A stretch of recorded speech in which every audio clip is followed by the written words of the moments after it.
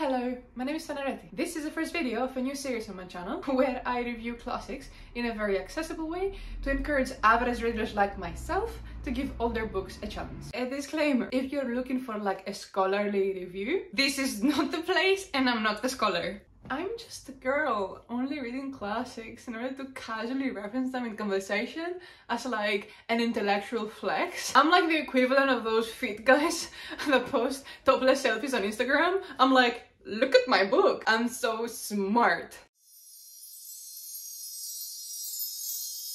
The book we're discussing today is Anna Karenina by Leo Tolstoy. I should firstly note that the writing and the language of this book was incredibly accessible. And I'm not even a native English speaker, you literally have no excuse. The only thing that could discourage anyone from picking it up is its length, 817 pages. I hate long books with a burning passion, and there's not even one chapter that I would cut out from this book. It took me a whole month to finish reading, and honestly, I think that I read it in the most appropriate pace. I had enough time to truly understand everything that Tolstoy intended for the reader to reflect upon. So, there is a healthy and an unhealthy relationship portrayed in this book. And shock surprise to everyone, I am obsessed with the latter one.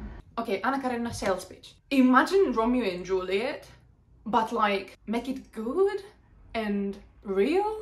This is the most perfect romantic tragedy, and I was enamored by every moment of this train wreck.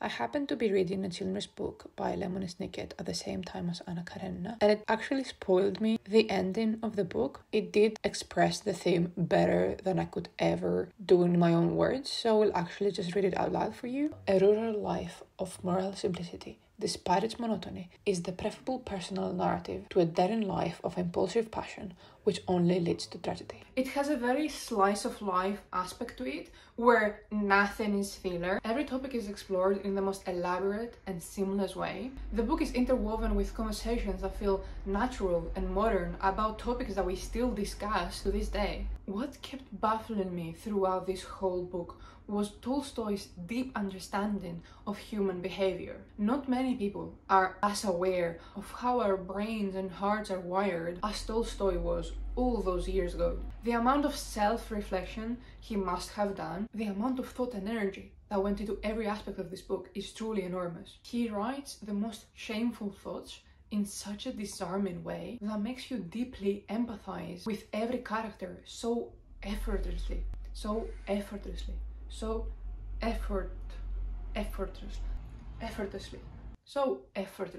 He humanizes them in a way that inspires nurture and understanding. They are flawed, therefore they are real. I am a hopeless romantic, so of course the first part of the novel where Anna meets her love interest, Vronsky, is one of my favorite parts of this whole entire novel, and it's the one that I have most heavily annotated as well. It made me so happy and so emo. The main love interest in this novel is Vronsky, who in my brain looked like this. Just for context, why I'm so obsessed with him. So reading Vronsky's character introduction, as someone who finds the idea of marriage hostile and ridiculous, and how he then proceeds to spend the entire novel specifically contradicting those very beliefs, has a very compelling appeal to me. Loving her changed his destiny. And it is truly unfair how flawless he looked like in the 2012 adaptation by director Joe Wright. My favorite director. Starring Keira Knightley in probably one of the most embarrassing performances of her entire career. Take a moment to look at this man. His curly blonde hair, his mustache, his pose, his eyes, the way they look at her. All I am asking is for someone to look at me once and be perfectly content and devoted. Is that too much to ask? Is it? His infatuation with her from the very first moment he saw her is something that I found extremely swoon-worthy, and all those first chapters have really elevated my standards and expectations an inordinate amount. Looking at you, Mr. Darcy over there. If you've made it this far, I think I've pretty much sold you on the book.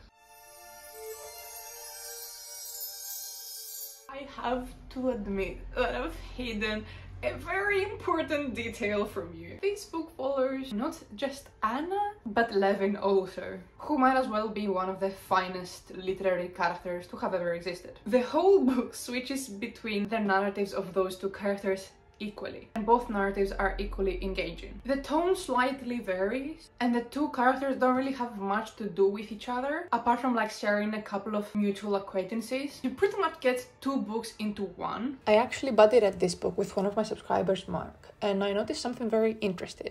He tended to focus more on the plot and the themes of the narrative, while I paid more attention to the characters and their emotional journeys. All of this to say that no matter what type of reader you are, I believe there is something for you in this book. So there is best of both worlds, as Hannah Montana once said. Both parts will make you think and both parts will make you feel. The book ends in probably one of the most self-indulgent ways Tolstoy could finish his story, and I found it so fulfilling and so refreshing and so wholesome and thought-provoking. You will not stop thinking about this book. It will stay with you forever. And if you feel ready for that commitment, I most emphatically implore you to pick it up next time you're looking for a classic to read.